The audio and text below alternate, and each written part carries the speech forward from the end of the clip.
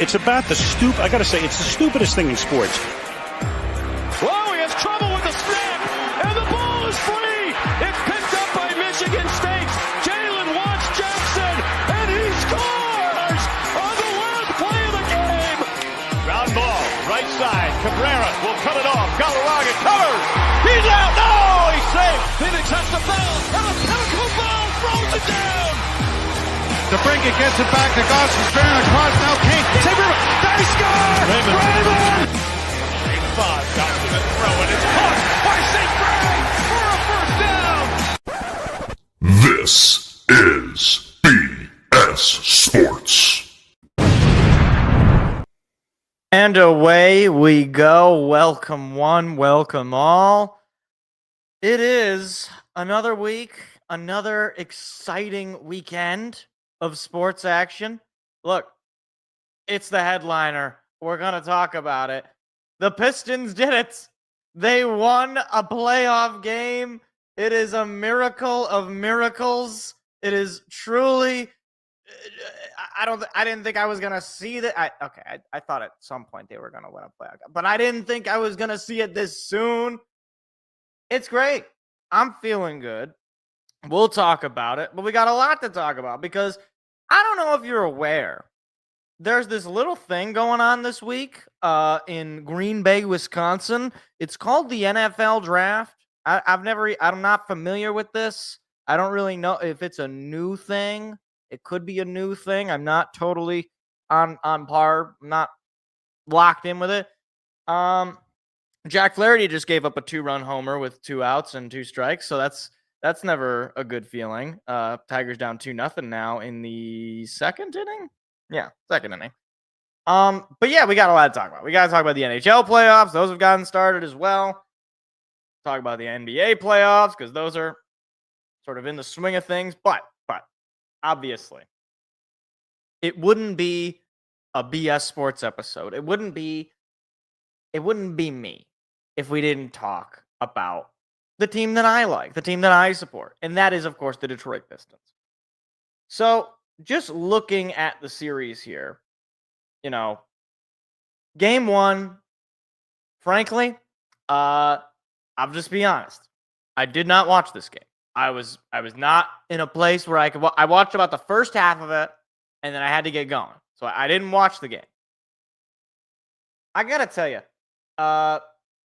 you look at the box score of game one, you're like, okay, Tobias Harris had a nice game, I guess. That Cade had a decent game. But that's only if you look at the box score. The story of game one was a 21-0 run that led to the Knicks' victory. Look, I understand that in basketball, there is an element of luck. Sometimes you get open looks, shots just don't go down, you don't get the bounce, rebounds end up weird places, ball bounces off your shoulder, off your foot. I don't know. 21-0. That to me, that is unforgivable. that you can't give 3 unanswered touchdowns up in basketball. You can't do it. And so they lose game one, and that set forward for me at least this sense of, okay, are we maybe just sort of in over our head? Are the Pistons just not experienced enough to be able to close out these games against the veterans of the Knicks, against Cat, against Brunson and Hart and all them?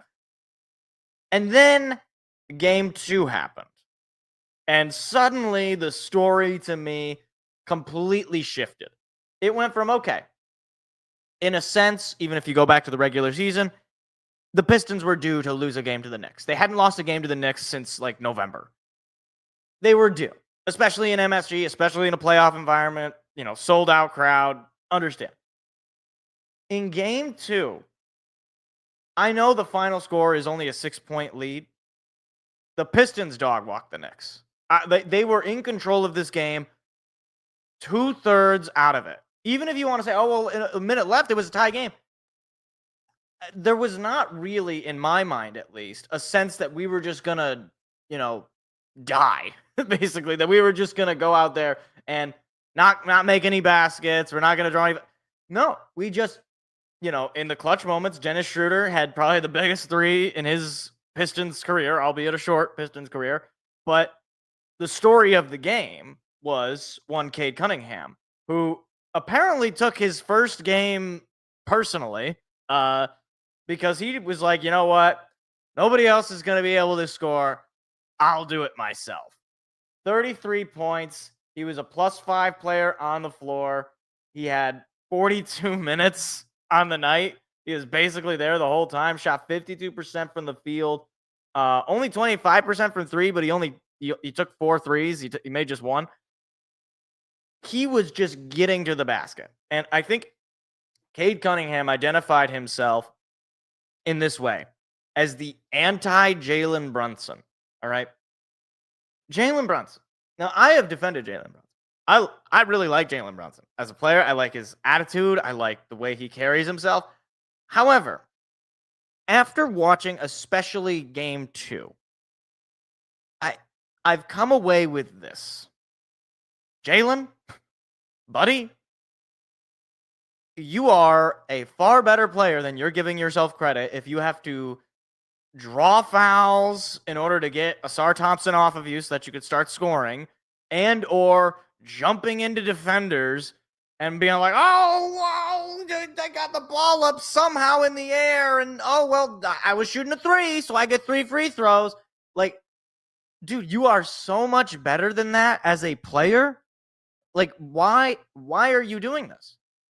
And then I stop and think, well, what happened in that second half? The game was left on his shoulders, and he had to score one way or the other. Why was the game left on his shoulders? Well, let's take a look, shall we? Karl Anthony Towns, did you even play in the second half? Josh Hart, 10 points with 40 minutes played. Buddy, were you even on the court? Evidently not. You were a -5 player. OG Anunoby, same story. Anunoby, same story. Mikal Bridges, pretty good first half. And then, again, don't know where he went. He just disappeared. He's like a ghost. So, yeah, he drops 37 points, but it's empty calories because his team was down for most of it, and nobody else on the Knicks could score. So, yeah, I get it. They're playing this ISO strategy where, look, how many assists did he have? 7. 7 assists on the night. 37 points, 7 assists. And I can't imagine most of those were in the second half. I would be shocked if that was the case. But Karl-Anthony Towns, 0 points in the second half. And I think he said in an interview, something along the lines of this was the strategy, essentially. I can't control what the game plan is. Like, admitting, essentially, that the strategy that the genius Coach Thibodeau was basically, Jalen, help us out. Jalen, play hero ball. Play ISO hero ball. Just start heaving shots up. Just start drawing fouls. Get Asar Thompson out of here because clearly he's too good defensively for us to be able to score. And I guess that was what they wanted to do. It didn't work. And I got to say, usually I don't really pay attention to any given thing that, say, a coach is saying in a press conference or even, to some extent, a player. When Thibodeau decided on the post game to say, well, we just didn't like how it was officiated. It just, why is it that Cade's getting all the calls? And hold on a second. All right. Total team fouls. The Pistons had more than the Knicks. So there's that. So they weren't not calling fouls on us. The difference was in the free throws. Now, here's the thing. All right. When you have players who off the ball are flailing around like dolphins out of the, out of the aquatic exhibit, then yeah, you're probably not going to get a lot of shooting fouls. The only way you're going to get a shooting foul is, get this, when you get fouled in the act of shooting. The other problem is the guys that are getting fouled in the act of shooting are jumping into it. So those are not always going to get called. It's not like, for example, Cade Cunningham driving to the paint, getting on a defender, heaving up a layup, or trying to get a hook shot and drawing contact and getting to the free throw line. I can't believe that I have to explain this to ostensibly a professional basketball coach, but this is the reality of how the game works. You're not going to get a lot of free throws because your guys are, barely touched by Paul Reed and they fly 30 feet into the seats. It's not going to happen. And furthermore, to be complaining about that sort of thing in a press conference, oh, you're playing a dangerous game. Oh, you're playing a dangerous game. What that tells me is coach sees the writing on the wall that this doesn't look good. All right. That the way that the Pistons play, it seems to aim right at that Achilles heel of the Knicks, which is, for one, they don't have a whole lot of depth outside of their starters, which is why they play their starters so high. But because they play their starters so high, right, so high of minutes, those guys get exhausted. Those guys get cooked, all right? And look, they were still playing well. I'm not saying that they just suddenly lost the ability to play basketball. But again, Karl-Anthony Towns never got the basketball. OG Anunoby barely played offensively. Josh Hart barely got much going. Despite 40-plus minutes for both of those guys, they had just 10 points because the offense was all catered towards Jalen Brunson. Meanwhile, you have guys like Miles McBride, got just 13 minutes. Mitchell Robinson, just 20 minutes. I'm not saying these guys are your savior necessarily, but it's one thing to have, I don't know. It's one thing to have your superstars and want to put your best players in, in aggregate. Obviously, Karl-Anthony Towns is in aggregate a better player than Mitchell Robinson or Miles McBride. Obviously, nobody's disputing that. But in the moment, you have to adjust. Let me give you an example. On the other end, Tim Hardaway Jr. had a terrible game. He didn't make a single shot. He had no points. He was a negative player. He really didn't do much. So what happened? In the final few minutes of the game, did we have Tim Hardaway Jr. out there because he's a starter? No. We had Dennis Schroeder, who was a depth guy, who was traded for at the deadline and brought in as another piece in the back end to assist us. I mean, we only had 2 guys play more than 40 minutes, and that was Cade Cunningham, who's the leader of the team and the best player on the team, and the vet, Tobias Harris, who had a decent night himself, a double-double. So, Coach is going to have to make some adjustments, Coach Tibbs, but it feels like the momentum has swung in favor of Detroit. Because right now, look, you're going to have 2 games in Detroit. We could go back to New York, and it could be 3-1 Detroit. And I would not be shocked if that was the case. And once again, it kind of goes back to what I said last week. Why is it that Vegas and a lot of the analysts just instinctively, reflexively were like, oh, well, the Knicks are just going to win the series? Are you sure about that? I mean, like, this is a Knicks team who is coached dubiously. I don't know if Coach Tibbs is the guy for New York. Doesn't have a whole lot of depth and refuses to use any depth that it does have because of the way that Coach Tibbs coaches them. And this is a Pistons team that, frankly, has dog-walked the Knicks all season long. And if you want to say, oh, regular season doesn't matter. Regular season doesn't matter. Why do they play the games? Why do they play the games if the regular season doesn't matter? All I've seen all year is Knicks play the Pistons. Knicks do not play well. And you could say, well, they didn't have such and such players. They didn't have, okay, fine. I understand that you're not getting the best every single time. But we're giving our best all the time. And they're not giving their best all of the time. That is a culture shift. That is you're not playing for love of the game. You're playing for, oh, well, we'll hold off. We'll wait until the playoffs and then we'll try. Doesn't work that way most of the time. All right. You don't just flip a switch usually. You have to be really, really good to do that. And I don't think the Knicks are really, really good enough to do that. And by the way, when they played other teams that were above 500, that were better than them, they lost. And the Pistons, as far as I'm concerned, they might maybe not be that much different. So, look, we could come back next week. It could be 3-1 Knicks. They could body slam us in the LCA. I don't know.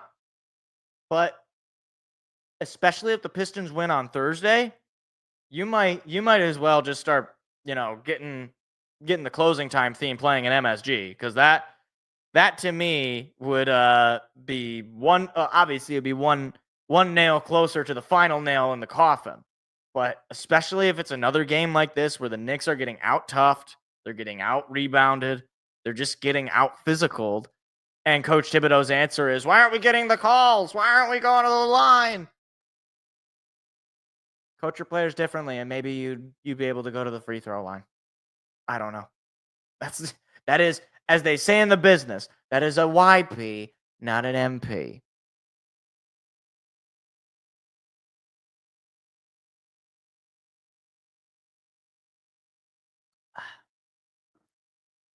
Meanwhile, still 2-0 here in the Tigers game.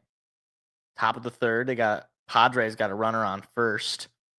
I don't really know what happened. It looked like a bouncing ball bounced off the shortstop or something like that.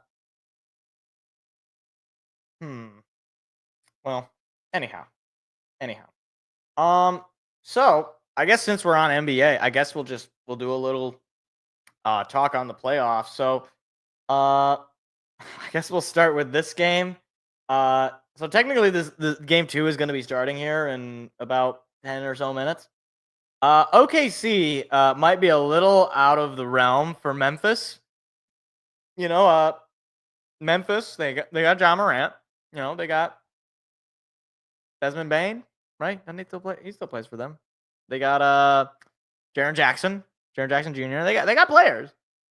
I think. I don't know what the injury status is on any of those guys. I'm just saying players that are under contract, I believe.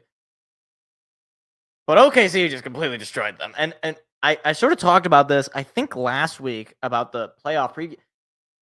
OKC is just so good, and nobody really cares. Like, nobody's talking about just how good they are. Like, they are top to bottom, one of the deepest teams. They're one of the most well-coached teams. They have the MVP potentially on their team.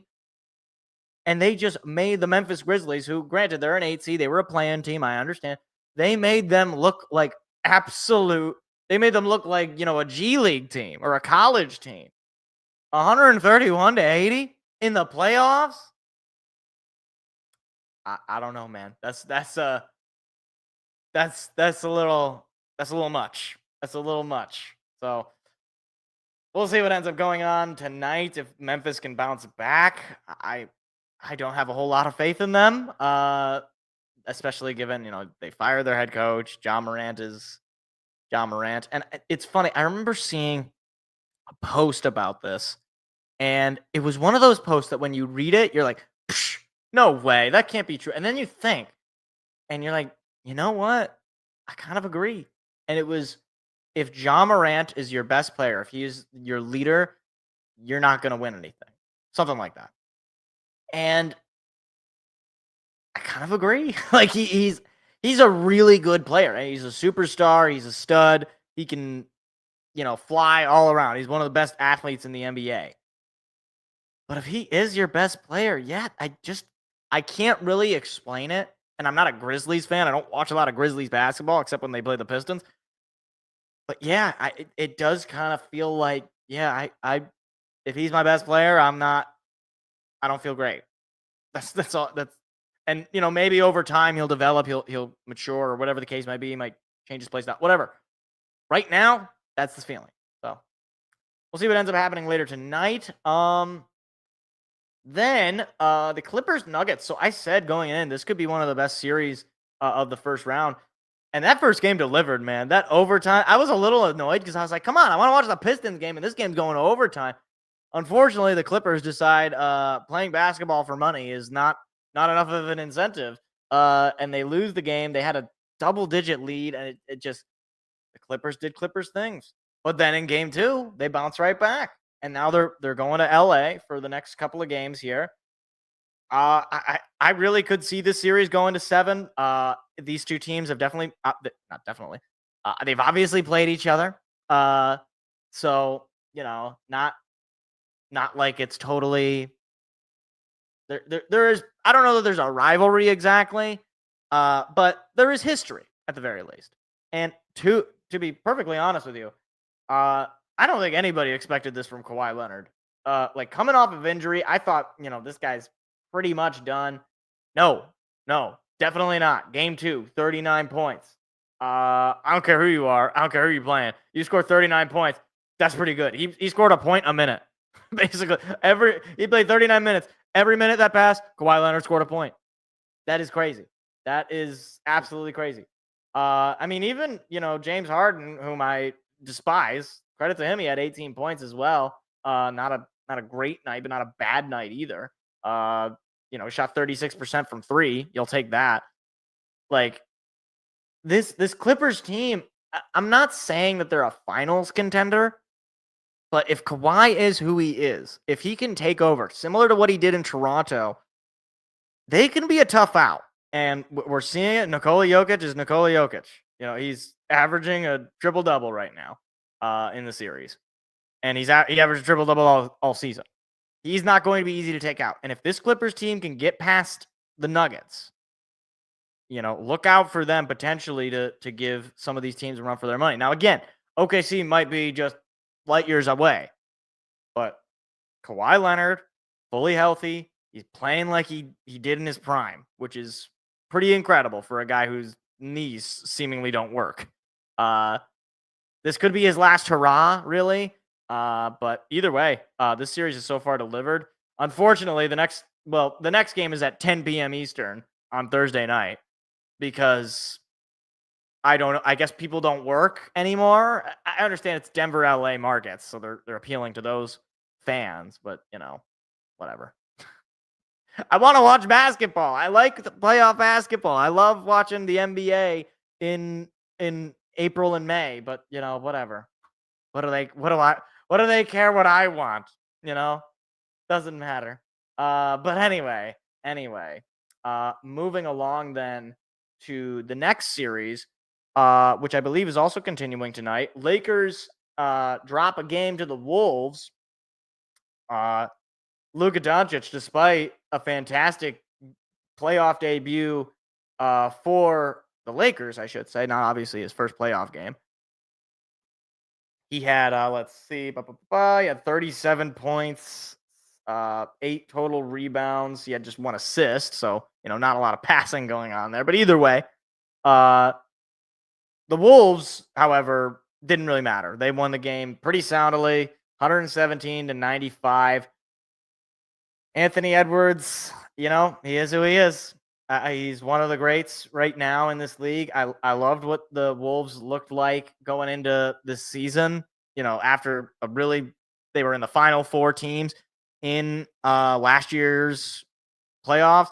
They seemingly did not really, build off of that momentum. But if they can knock out the Doncic Lakers, again, it's similar to the Clippers where I'm like, okay, maybe there's something here. I mean, they got some feisty players. Naz Reid is feisty. Like Rudy Gobert on the defensive side, he didn't have a great game. Only just a couple of points, and he had 6 total rebounds. Wasn't a great game for Rudy. But he makes his impact more on the stuff that doesn't show up on a stat sheet. Jaden McDaniels had a nice game as well. Julius Randle, nice enough game for him, not amazing. But again, Julius Randle, he was a guy who didn't play for the Knicks last year due to injury. And so, maybe if he can really turn it on and pair him up with Anthony Edwards, who had just 22 points, but he was a plus 21 player. So, he makes an impact, no doubt about it. And tonight they got game 2. You already stole a game on the road. That's the making of a sign for a team to be winning that series. If you could steal both these games, you're going to put the Lakers on a very precarious spot going into Minnesota, because that place is going to be rocking. Target Center, I believe it is. That place is going to be rocking. So yeah, really, really impressed by the Wolves. Game one victory was the word I was looking for. I wanted to say victory and win, and then they fused together. Then got to talk about this series as well. Rockets Warriors game 2 not until tomorrow. But man, I mentioned this, that the Warriors were something of a sleeper potentially coming out of the play-in, especially with Jimmy Butler.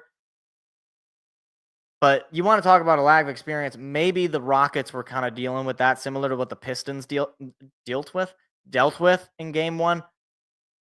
You lose a game in a low-scoring affair, 95-85. But I mean, just from the stat sheet alone, just from the box score alone, I mean, the guys on the Rockets just really didn't show up.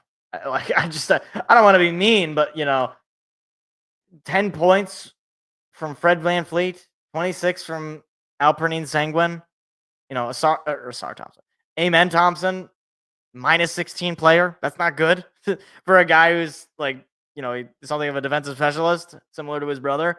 That's not good. Jalen Green, buddy, did you even play? You had 7 points. That's not good. That's not good. And maybe it's, I know the Warriors historically have done very well against the Rockets in the playoffs. I don't really pay that much mind, especially given this Rockets team is very, very different from the Rockets team that last placed the Warriors. But obviously the experience goes in favor of the Warriors. They have Draymond Green, they have Steph, they have Jimmy Butler. Those are 3 guys that have gone to deep playoff runs. In the case of Jimmy Butler, with multiple teams. I don't know. I don't have a whole lot of opinions on the Rockets.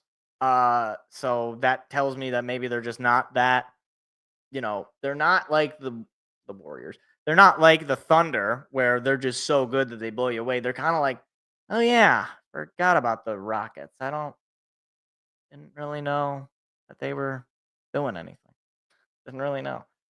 Then meanwhile, to the Eastern Conference. I'll just briefly talk about these because I can just ramble on, and I don't need to be rambling on every single one.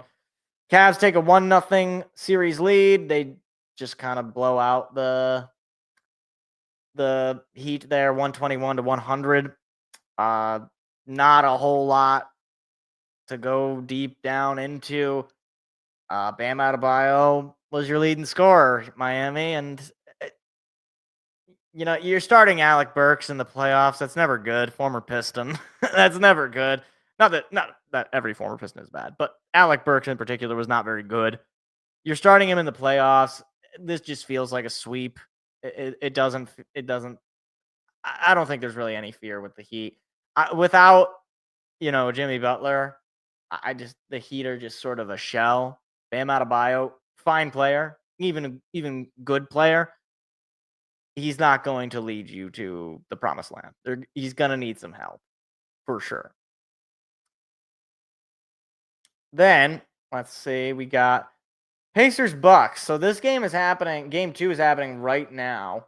The Pacers absolutely destroyed the Bucks in game 1.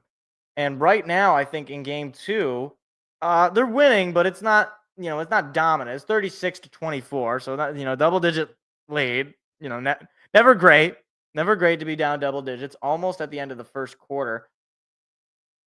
Look, the story of this is just, it's another one of those days or another one of those years where who else but Doc Rivers? I'm not trying to be mean, but it's like, at a certain point, it's just who you are. And I wish Seth were here. He'd be able to maybe kind of go deeper into his team and the status thereof. It just sort of feels like the Bucks are just a shell. I've thought about this. They've got, since they've won their championship, they've gotten rid of Drew Holiday. They've gotten rid of Chris Middleton. 2 guys that, frankly, were instrumental to them winning. They got rid of PJ Tucker, who was, a solid vet. The only guy that's left is Giannis, as far as starters go. You still have Brook Lopez and Bobby Portis, who, you might as well not have Bobby Portis the way he played. It's just, it really is the Giannis and everybody else show. And look, unfortunately, I don't know if Giannis is going to want to stick around. I wouldn't be surprised if he requests a trade after this season. But to be fair to, the opposition side, Giannis did kind of get himself into this spot in so much as he didn't want Adrian Griffin as the coach and he got Doc Rivers. So you get what you pay for, I guess. But, despite a great game for him, Karl Kuzma didn't have a single point. Wow, he didn't have a single point. They traded for him. They traded for Karl Kuzma, and they got him. They got Karl Kuzma. They definitely got Karl Kuzma. Wow. That's tremendous. That is tremendous. Finally, Boston Magic. Boston destroyed the Magic in game 1. I'm not gonna get too deep into this. The Magic, good team, but not a great team. They fell backwards this year. I was expecting them to take a much larger leap. Paolo Banchero, very good player, but yeah, I guess I just don't really know what to do with the Magic because I thought they had a decent offseason. I like that they went and got Kentavious Caldwell-Pope. But, you're starting Corey Joseph, so that is not ideal. Jonathan Isaac off the bench, he's, a decent big man. Doesn't get a whole lot of minutes, but when he's on the court, he's okay, I guess. Cole Anthony, he doesn't really do much for you other than injure the other guys' players. It's basically Franz Wagner and Paolo Banchero, and that's your team. That's what you're hoping for. Wendell Carter Jr. really has not stepped up. No Moritz Wagner, no Jalen Suggs for Orlando. So that, they obviously dealt with some injuries this year. It's not easy becoming a championship contender, and sometimes you do have to take those steps back. But yeah, I mean, Boston is just too good. I mean, Jaylen Brown, Jason Tatum. I mean, Derek White was the leading scorer in this game, and they still won by like a billion. So yeah, sucks to be the Magic, I guess. Game 2 for them is tomorrow night. We'll see if they can bounce back in Boston. That's a tough place to win. Tough place to win.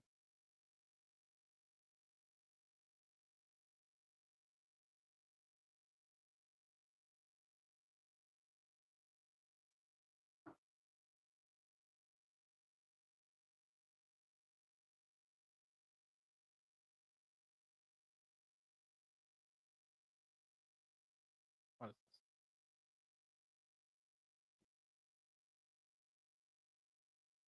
Wow. That's actually kind of crazy. They gave Sixth Man of the Year to Peyton Pritchard. I'm surprised. I want to actually look at this. Do we see the voting? Okay, so we see the voting. So Pritchard got 82 first place votes. Malik Beasley got 13. What? What? I mean, yeah, like Pritchard's a good player. 14 points, 3 boards, 3 assists, 28 minutes in 80 games. I mean, hold on. Let me just. Okay, actually, let me put it over here. Malik Beasley. I never know how to spell his name. It's with a K.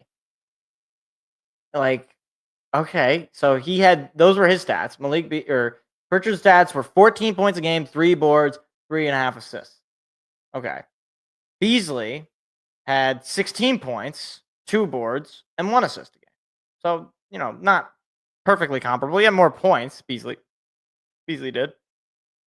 Shot 43% from the field, which was less than Pritchard.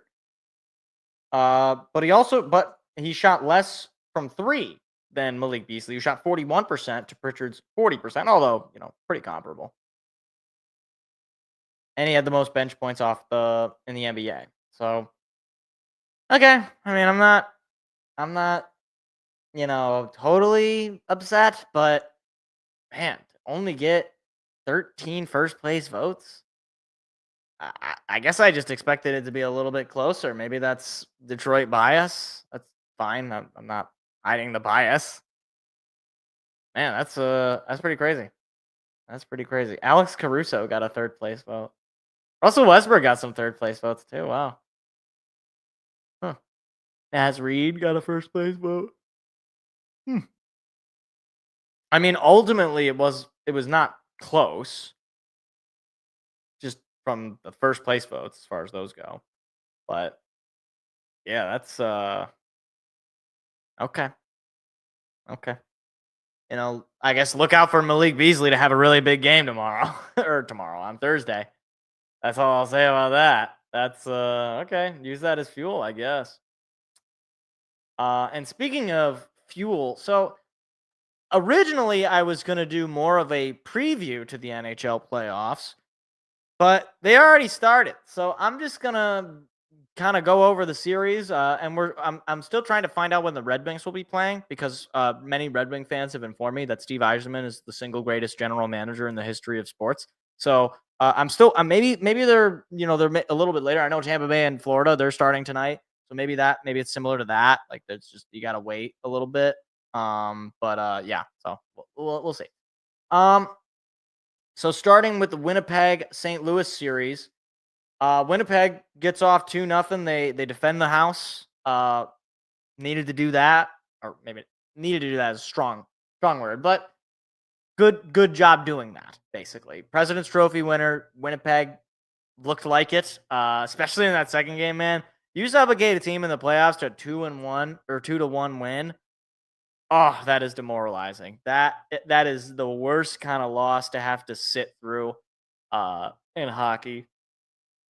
You got game 3 in a couple of nights in St. Louis. So you're going to have a couple of games in St. Louis. If you could steal at least one of them, let alone if you could steal both of them, then, you're moving on.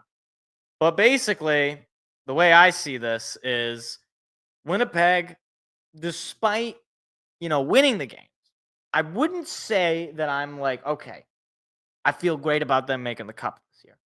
The only reason I say that is because St. Louis is a team that kind of got hot near the end, whereas Winnipeg is a team that remained very consistently good, but never, I would never say they were on this point where they were just destroying teams.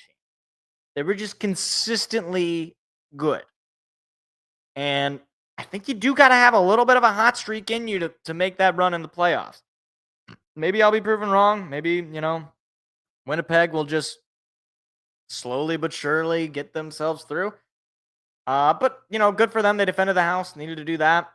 In the Mikko Rantanen Bowl, the Stars and the Avalanche all tied up at 1. First, the Avalanche just body slammed Dallas 5-1. That was bad. Then Dallas, in overtime, gets the winner in game 2. They even the series up. And I want to say the game winner. Can I not click on this game? Okay, game set. Here we go. I want to say the game-winning shot was Colin Blackwell. Who the heck is that? Colin Blackwell? Some guy probably you never even heard of. Although, granted, it's hockey, so, a lot of these guys you might not have heard of. But, Dallas, now you're going to have to go on the road. Mikko Rantanen, as far as I'm aware, has not really done much. He didn't have any points in game 2, at least. Right? Let me just want to make sure. Yeah, Mikko Rantanen did not have any points. Wyatt Johnston also just the 1 point in game 2. He might have scored in game 1. Wyatt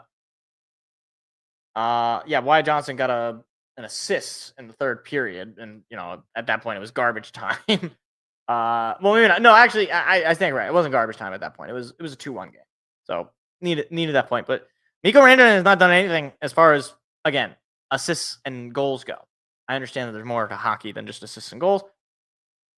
But in those two categories, he has yet to show himself. So maybe he's waiting for once he gets back to Colorado. Maybe. That would be some entertainment. I'll just say that. So the NHL is probably hoping for that. But those games are on at 9:30. So not as unreasonable, but still pretty unreasonable for me to watch. I mean, Dallas is Central Time. So it's like, why? I'm sure they can't be that happy either about an 8:30 start. Maybe not as unhappy, but still. Meanwhile, in the series where I have zero opinions, Minnesota and Vegas. Okay, so I didn't even notice. They're playing a game tonight at 11 p.m. start time, Eastern time. I understand that Minnesota is not in Central. Minnesota is not in Eastern time, and Vegas is certainly not in Eastern time. Must they? Must they play at 11? Really? They can't play it? I guess why don't you just play the games at the same time, is my thought. I don't know. I don't have any opinions on the game. I don't.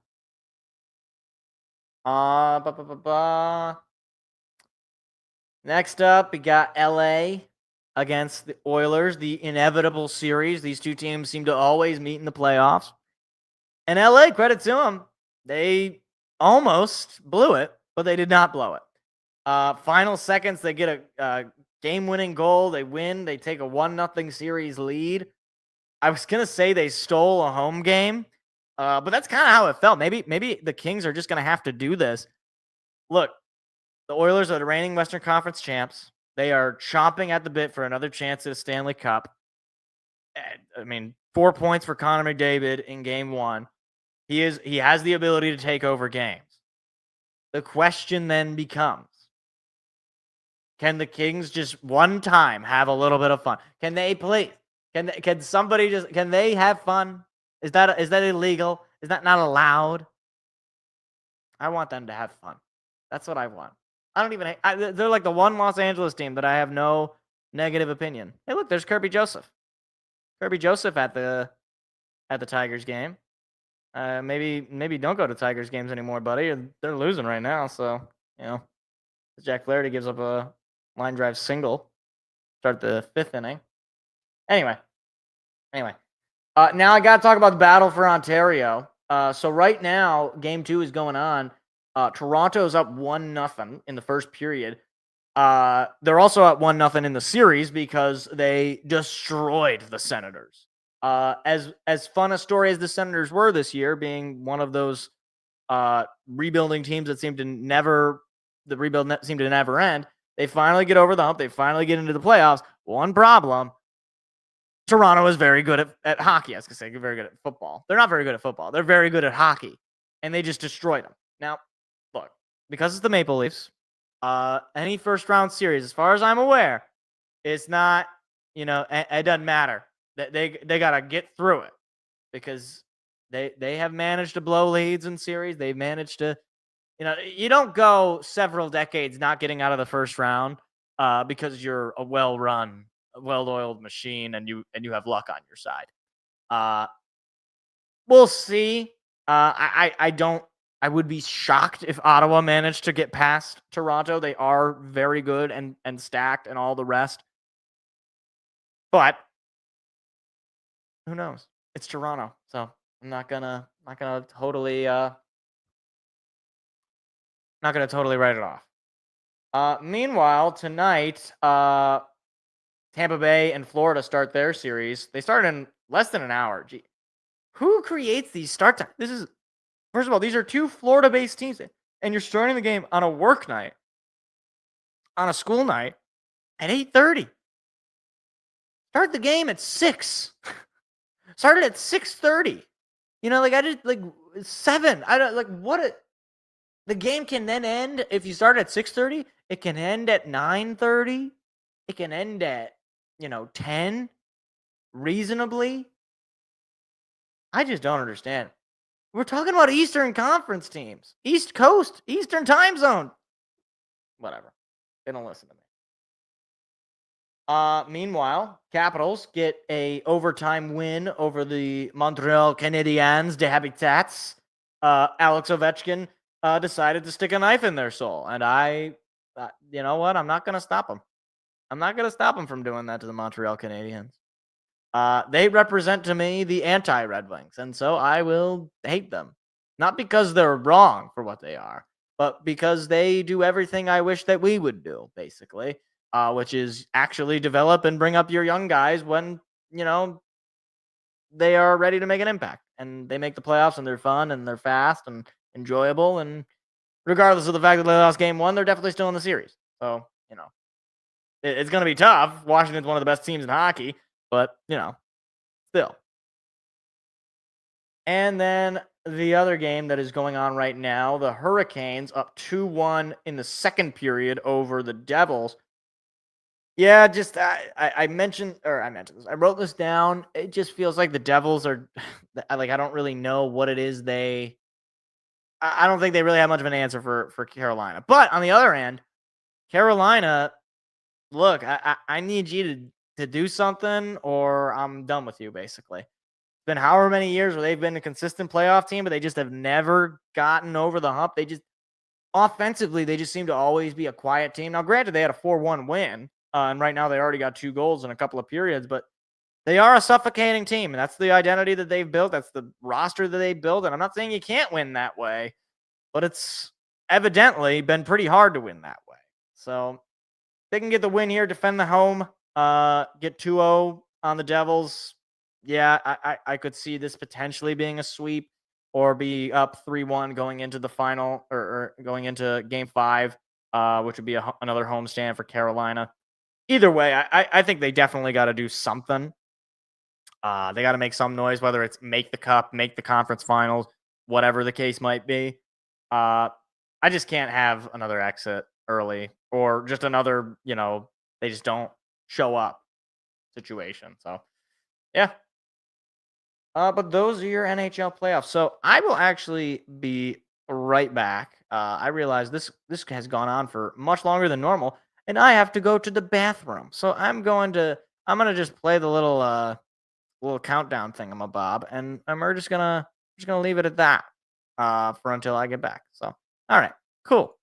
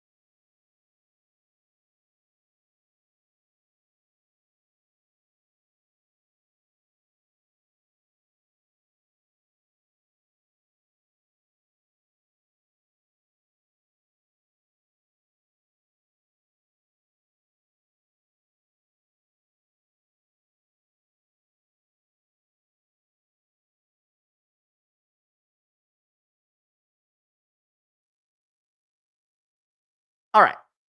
Sorry about that. Now we're back. And the Tigers are still down 2-0 here. Trey Sweeney is at first. So tying runs at the plate with 2 outs. And Kerry Carpenter.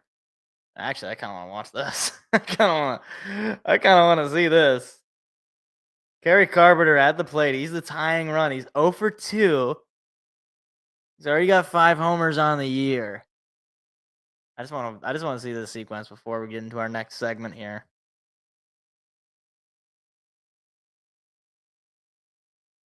Okay, takes strike 1. Curveball, it just dropped. I don't know what you're doing with that pitch. That's a tough one. All right. I need Carp to be a little bit more clutch this year. There hasn't been an at bat where I'm like, we need him to get a hit, or at least I can't really remember them. I maybe there's some where like, all right, we need a big hit from Carp, and he just like he usually doesn't have great at bats in those spots, or at least he hasn't this year. He obviously has had those. All right, it's 1-1. Tigers 0 for 5 with runners on base, and that's foul ball down the third or first base line, I should say. The Padres are only 1 for 9 with runners on base, so that one hit must have been the home run. So both pitchers doing pretty darn well for these teams, at least at limiting hits once base runners do get on. That was close. That is very close. All right, 1-2 count for Carpenter. And he fouls a pitch that was high and away. Wish he would have taken that. I guess either way, you keep the at-bat. 4-pitch sequence. He's used pretty much everything. Fastball, a couple of curveballs. I say he's used pretty much everything. He's used 2 pitches. He's used 2 pitches and he's thrown 4. All right, come on, Carp. Come on, buddy. Send this one to the seats. How about it? Oh, man, he got under it. And he pops out. That's lame. See what I mean, though? This feels like a bit of a trend with him this year, where big at-bat, need a big hit, and he just comes up short. So, anyway, plenty of game left to play. So, we'll see if they can come back. All right. So, we've talked about NBA, talked about NHL playoffs. You know what? Since we were on the NBA here for a little bit, I didn't initially plan on talking about this.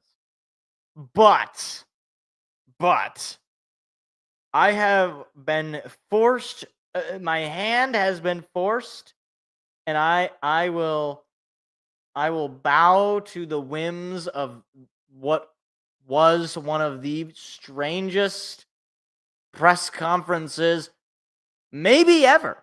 So normally on this show, I'll read quotes. I don't usually play video, but in this particular case, I'm going to play video with audio, and we're just going to go through each of these individually and listen to all of these delicious quotes together. So, and then we'll talk about it. This might be a couple of minutes, but I want to just get I want to make sure I hit every point.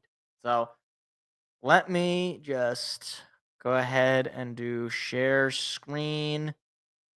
Can I just do window? Does this work? Share tab or screen. Okay, well then I guess I'll just share screen. Because then if I share the tab, or I guess I could just switch. Okay, here's what I'll do. I know what I'll do. I know how to do this. All right. So let's. Oh, that's not what I wanted.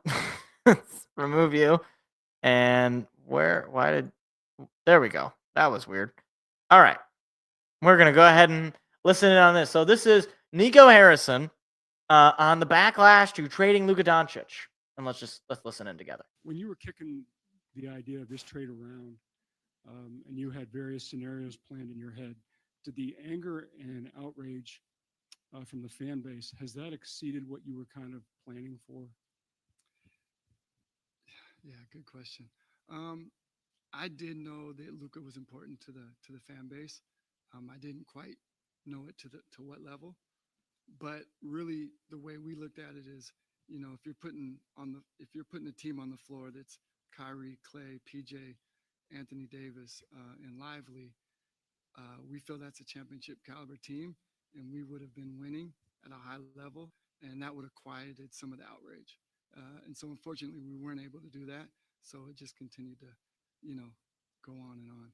When you were kicking, Yeah, no, I agree. That team, that does sound like it could compete. I think one of the other things too, Nico, if you would have added, like say, like a European sharpshooter, a guy who can just, create his own shot, is just an offensive. Yeah, I think I would have probably been.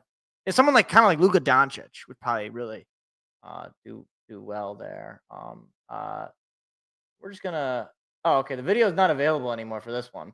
But I guess we'll just read this verbatim then. Dallas general manager Nico Harrison fully embracing the arrogant and power-hungry narrative surrounding him. I don't know. That's probably editorialization. Quote, unfortunately, I'm super stubborn. So someone telling me to do something doesn't work too well for me. Okay. Let's try this one. This one here. Well, when you have this is Nico Harrison on the Fire Nico chants. 20,000 people in this stadium chanting "Fire Nico," you really feel it. I mean, I use the word awesome, but not in a positive way. Like you can really feel how they feel. So yes, I feel them. Well, this this one is just pretty funny. Like, I would also use the word awesome, but not in a positive way to describe Nico Harrison. Moving along then to the next one. Nico Harrison, I have never spoken ill of Luka. Let's hear it. You said defense wins championships. Luka was quoted as saying, it's just sad the way he's talking right now. I never say anything bad about him, and I just want to move on. How do you react to that quote? I feel the same way he does. Like I've actually never spoken ill of Luka at all, and I just ready to move on with this team that we have. You said defense. No, I mean, yeah, I guess directly you've never spoken ill of him. But, saying essentially he's lazy, fat, and doesn't play good defense. Yeah, I mean, if you don't count that, then yeah, I guess you've never spoken ill of Luka. But wait, there's more. We gotta go to this one here. On the possibility of that the fan relationship will never be repaired. Here we go. I know you said winning will repair it, but have you ever thought about what if it doesn't? I'm an optimistic person, and I move by faith, not by fear. I know you said win. What an answer. Like, on the possibility that the fan relationship will never be repaired, I'm not moved by fear. In other words, I am not afraid of you people. I don't care what you say. I don't care. I don't care. It's like that musical back in the 50s. I don't care. I don't care. I don't remember what the name of the musical is, but there's some, you can look it up. You can find it. Huh? Faith in what exactly? That's what I want to know. And finally, the coup de grace, the ultimate one. Nico Harrison is asked, why shouldn't you be fired? And here we go. Let's take a listen. Luka comes back to town, the Lakers game's happening, and you're standing there and there's thousands of people chanting for you to be fired. That's an experience that none of us, no one's chanting for for us to lose our jobs. Why shouldn't you be fired? Well, one, I think I've done a really good job here. And I don't think I can be judged by the injuries this year. You have to judge from totality, from beginning to end. And so I think I have a really good working relationship with Patrick. Luka comes back to town, the Lakers. And that's pretty much all I wanted to share. So, first of all, on that last point, it's never a great situation when a media person is asking a GM why you shouldn't be fired. Like, advocate on behalf of yourself. Because, unfortunately, it's a defensive situation that you find yourself in. It's look, things are not as bad as you might see them to be. It's, actually, I think we're doing really well. One of the things I think you shouldn't say, and again, I've never been in this position. One of the things you shouldn't say is that, actually, I think I've done a great job. Actually, I think I've done a pretty good job. And I got a great relationship with the owner. You know what certainly in sports, if I hear that from, let's just, I don't want to get into the Steve Heisman discussion again because hockey fans can't accept things. So let's just say, Matt Millen said, well, I think I've done a pretty good job and I got a great relationship with the Fords. If I would have heard that, I would have just said, you know what? I'm just not going to watch the games anymore. I'm just not going to cover the team. I'm not going to do it. Because at that point, if you are telling me that you think this is a good job, that you think this is acceptable, and that furthermore, the owner has a great relationship with you, oh, we're boned. We're cooked. Like, you can't, you're not going to do well with that. On a lot of these other questions, look, somebody pointed this out. It's like this was made in a laboratory as like bad GM isms. Like, it's to the point where I'm almost of the belief that this guy is genuinely either it's just a psyop. Like, he's just been secretly working for the Lakers or working against Luka Doncic for some particular reason. Or alternatively, he really is just that dumb. Like, and I am not in general of the opinion that there's that many really stupid people. But the way that he's acting is challenging that belief.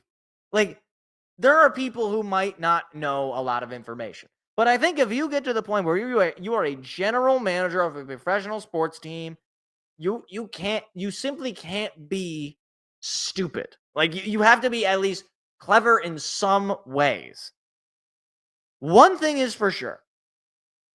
If you are unaware of the impact that Luka Doncic has on your team, given the fact that he just took you to an NBA Finals, winning a conference championship, there are countless Luka Doncic jerseys.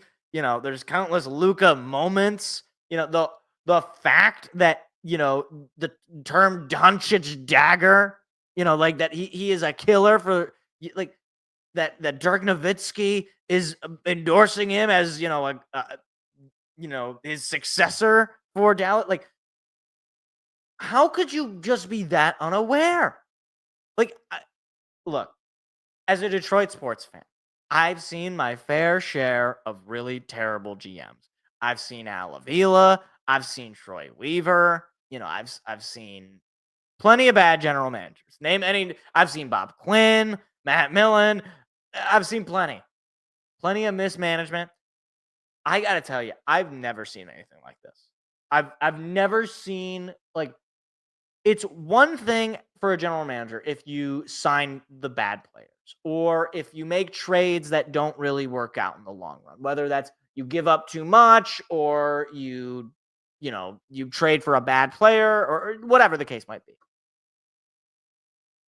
This guy, in one singular move, completely flipped the entirety of the direction that the Dallas Mavericks are moving. And frankly, anybody who at the moment was defending it in any way is delusional. It is completely out of the loop of what makes a team good, especially in the NBA. The NBA is a star-driven league. Whether you like it or not, I'm not necessarily a huge fan of it, but the reality is, if you don't have stars and or a superstar, primarily a superstar player, you're not going to win. You're just not. Like, you could, there are some occasions where in the rare instances, similar, like the 2004 Pistons or other similar kind of team where they managed to break that mold once or maybe twice. Usually, you need to have the superstar. And you had one. You had a one of one. You had Luka freaking Doncic. You had a guy that I would give up like 4 out of our 5 starters right now to have Luka Doncic pair with Kate Cunningham. You could take Tim Hardaway, you could take Asar Thompson, you could take Jalen Duren, you could take Jaden Ivey, all for Luka. That's what I would do. That's how good Luka Doncic is. Whether or not that's reasonable or not is a different discussion. The fact that I am willing to say he is as good, if not better, than those 4 players to me, that tells me how much of an impact he can actually make for a team. And if you, as a general manager, just forget the fan impact, forget, people being upset that their favorite player got traded.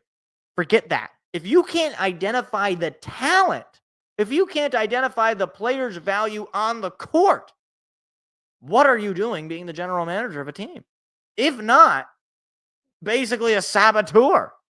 And it doesn't help I never said anything negative about it. Really? I mean, yes, you never at any point said, I hate Luka Doncic, he's fat and ugly and European. No, you never said that. However, when you say things like, well, we believe defense wins championships, or, I worked with Kobe Bryant and we have a certain work ethic that we, want to, stand in line with.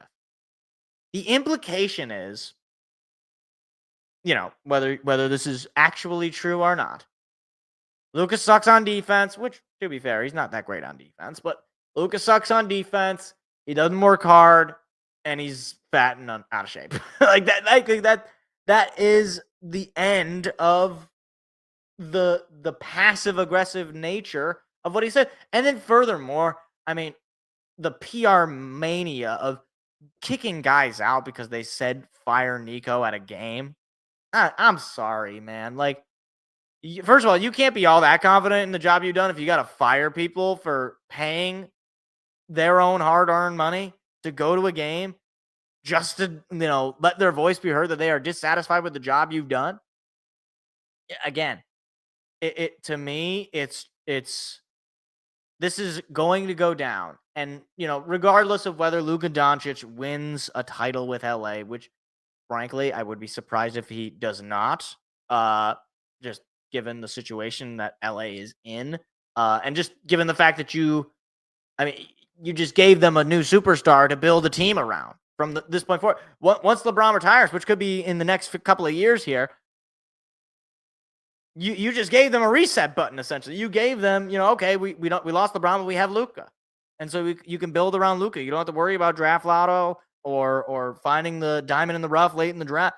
You don't got to worry about any of that. And you just gave it to him. I talked about it at the time, but this press conference, man, what's a guy got to do to get fired in Dallas? It's got to be tough to be a Dallas sports fan. You better hope that the Stars win the Stanley Cup this year. Oh, man. Or maybe the Texas Rangers do something. I guess you had the Rangers win a World Series not that long ago, but geez, you got the Cowboys and then this. Thought maybe you just had to deal with the Cowboys as a Dallas sports fan. Now you got to deal with this. Yeah, it's bad. It's bad. It's not great. Not great, Bob.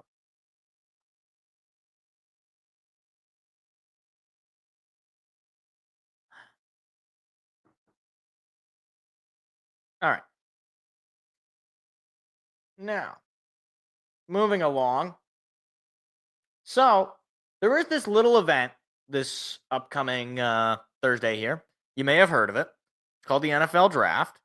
So, I decide, in my infinite wisdom, I'm going to I'm going to react to a little bit of a mock draft here. So, I don't really like the publication mock drafts just because I just don't really like media heads.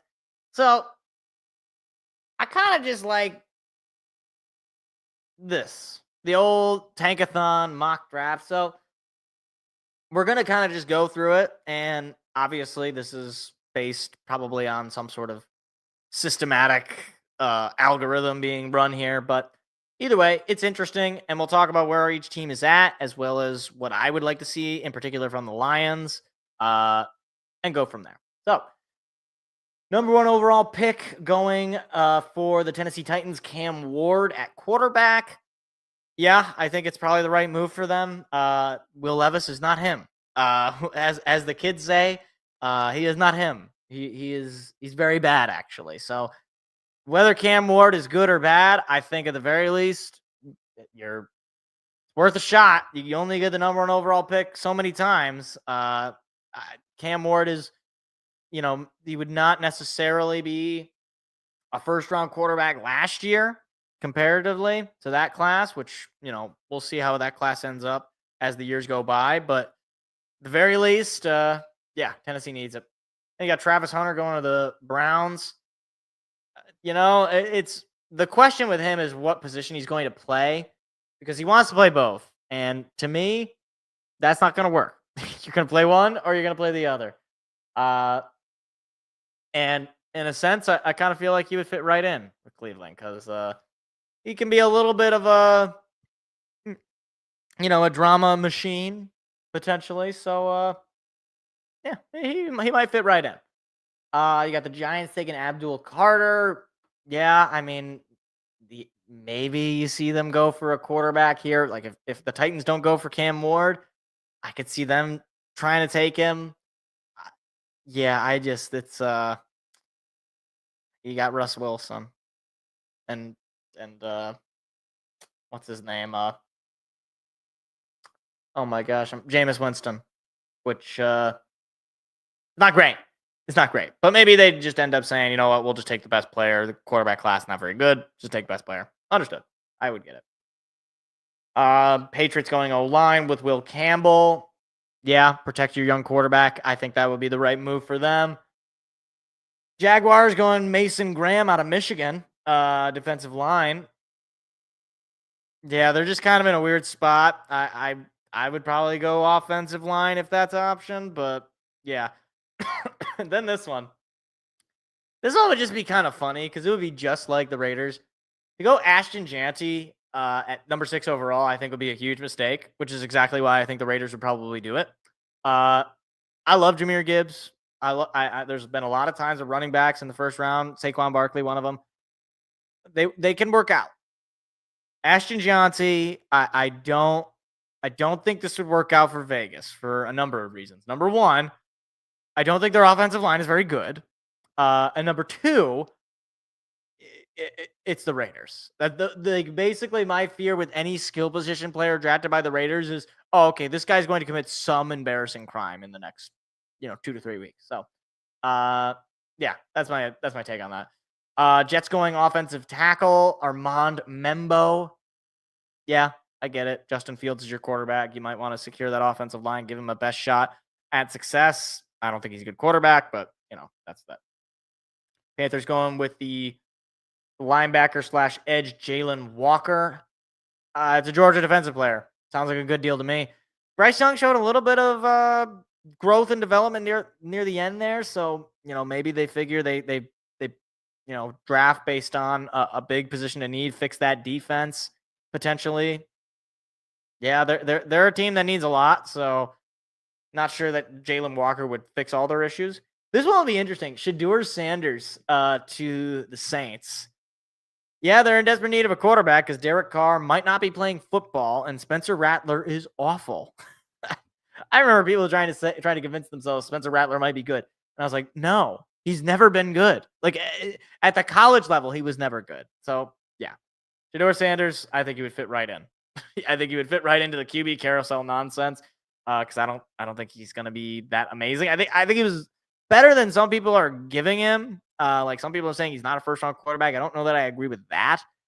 But he was not in a great situation in Colorado, and he made probably the best of a bad situation. But if you put him in the situation in New Orleans, that I don't think will be great. Although he will already have Chris Olave. You got Tyler Warren, tight end, going to the Bears. Yeah, I get it. Weapon for Caleb Williams. I think that'd be a solid pick. Add to that room for Ben Johnson as well. Kelvin Banks Jr., offensive tackle going to the 49ers. Yeah, again, I mean, you're probably thinking about replacing Trent Williams because he's going to be retiring pretty soon. Tetaroya McMillan, out of Arizona going to the Cowboys. That would be the exact pick that I would expect, and it would be awful because the Cowboys are just a total mess. If I would think it's hysterical if they draft a wide receiver because that would be exactly what they would do. They draft some skill position player, and it would ultimately not lead to any sort of success because their offensive line is awful. Their defensive line, I guess you have Micah Parsons, who's something of the defensive line, but they're a total mess. They need to get rid of Dak. They need to just start all over, but they're not going to do that. So they'll go ahead and get a skill position player to keep them as mid as possible. This one's kind of interesting. Will Johnson going to the Dolphins? I dig it. I don't know any further comment on that. I kind of dig it. Followed by Colston Loveland to the Colts. That I don't dig. That I do not dig. The Colts are without a quarterback. I don't think that the problem with Anthony Richardson is that he doesn't have enough weapons. I think the problem is that he's Anthony Richardson. So it'd be an interesting move, but I think it would kind of suck for Loveland because I think he's a pretty good tight end. And that would not be the best spot to be in. Michael Williams going to the Atlanta Falcons. That'd be kind of cool, staying in Georgia. Yeah, I think it'd be a nice fit for them. Help boost that defense. If Michael Penix Jr. can be the guy that he was in Washington, but in Atlanta, then you might have something. But securing that defense, I think it's a good move. Shamar Stewart out of Texas A&M going to the Cards. Again, I think they're kind of in a weird spot. It's always a good idea to draft an edge guy as far as I'm concerned. So good move for them. They got Kyler Murray and Marvin Harrison Jr. The question is really, is Kyler Murray that guy? And every year that goes by where they don't have success just errs on the side of no. Then you got J.Day Baron going to the Cincinnati Bengals. That's interesting. I mean, okay. I guess I get it. That boosts their defense. Their defense was not very good last year. So, yeah, definitely want to go to the defensive side, but I don't know that I'd want to go secondary. I'd probably want to go defensive line. Again, not my decision. Matthew Golden going to the Seahawks. Who is their quarterback? Sam Darnold. Okay. I think this would make sense given they got rid of, oh my gosh, what's his name? Oh my gosh, what is his name? DK Metcalf. I think it would make sense, help bolster the wide receiver room that you made worse by getting rid of Metcalf there. Golden and Jackson Smith-Njigba. I think that could be actually a pretty scary duo. So, yeah, I wouldn't mind the move.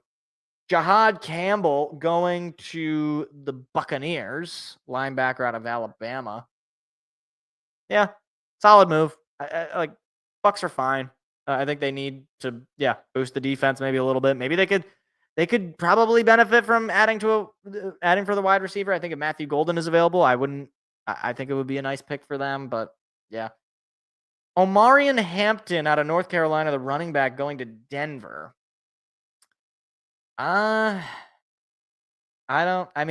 for offense, I get. Not sure if he's the guy, if running back is the position specifically. But okay, I understand it.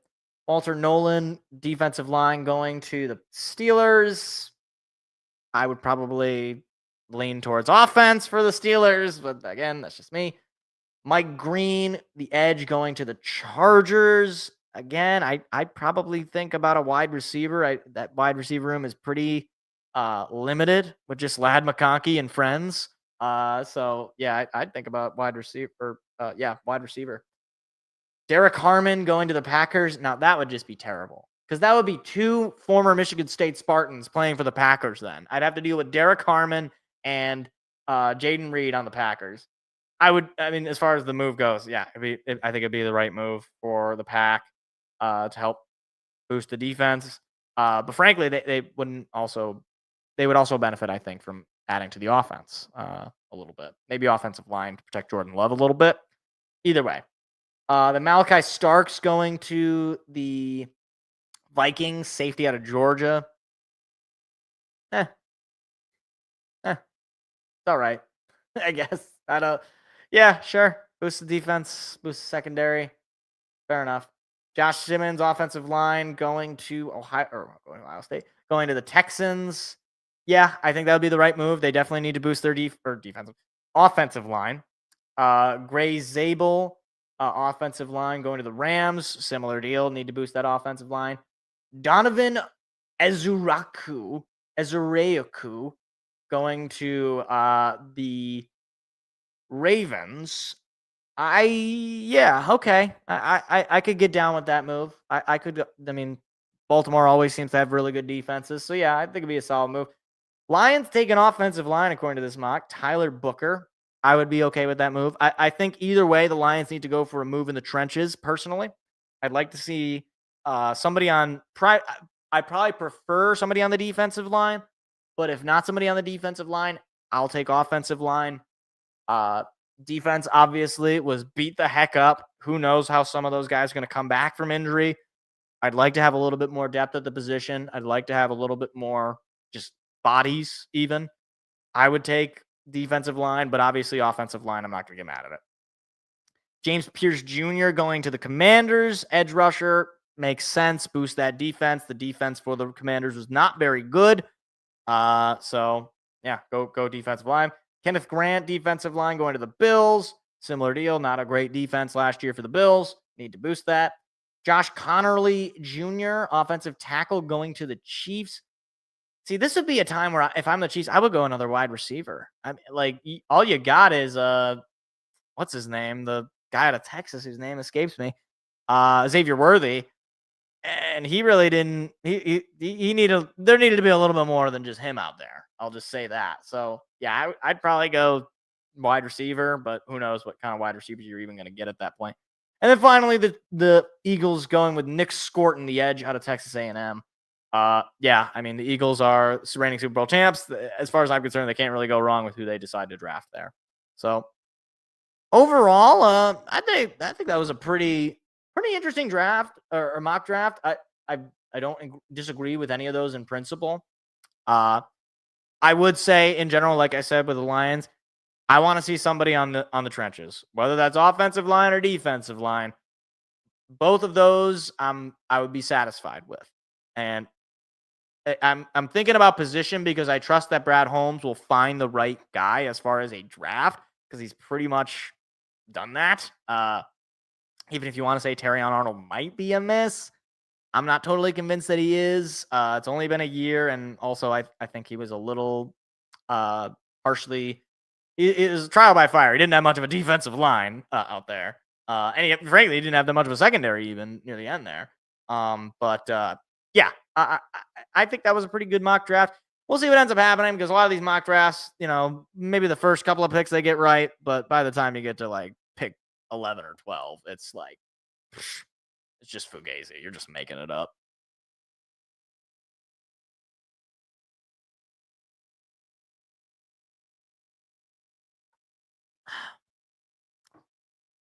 All right. You know what? Because the show has gone on a little bit longer than I expected, we're gonna pass on talking about Casey Mize. I want to do a segment on Casey Mize, but we're gonna have to push that off for at least a little bit. That's where the show's gonna end. So look ahead for this week. Thursday night, NFL draft. I will be live. Let me repeat that. I will be live for the NFL draft. I know the Pistons play that night. I will be live for the NFL draft. So keep your eye out for that. The draft, I believe, starts at 7 o'clock. I could be wrong about that. We'll be live for the whole first round. However long it takes. Hopefully it doesn't take too long, but we'll be live for it. Should be fun. I'm going to see if Seth will be available that evening. He might not, as it's getting closer and closer to finals. But he'll be back on the show fairly soon. I'll just say that. So, with all of that being said, I do appreciate anybody for stopping by, listening in, and hanging out. That is where we'll end the show. Once again, we'll be live again this Thursday for the draft, and potentially, depending on when the next Pistons game is, potentially live for the next Pistons game. But I do appreciate all of you all listening in, hanging out. and I will see you on the next show. See you Thursday night for the draft. Good night, everybody. See ya. See you later.